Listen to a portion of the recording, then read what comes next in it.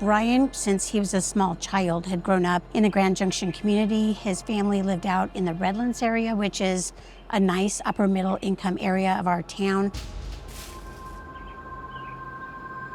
My name is Kellen Pfeiffer. I'm a former classmate of Brian Cohey.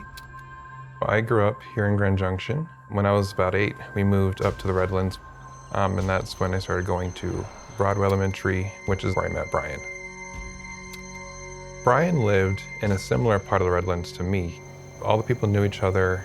It was very nice living there. You always kind of felt supported. You kind of felt like you knew all your neighbors. It always felt like you could always reach out for help. People often brought each other cookies, treats for the holidays, so it felt very, tight-knit. Brian Cohey's family seemed normal. They seemed like they had normal, steady jobs. His mom ran the daycare out of the basement of her home. His father worked in construction. His parents were separating, and they were living in 2 homes, not very far from each other. He lived primarily with his mother, but he frequented his father's home. Brian's mannerisms in elementary school were a little bit strange. He seemed to exaggerate his movements a little bit.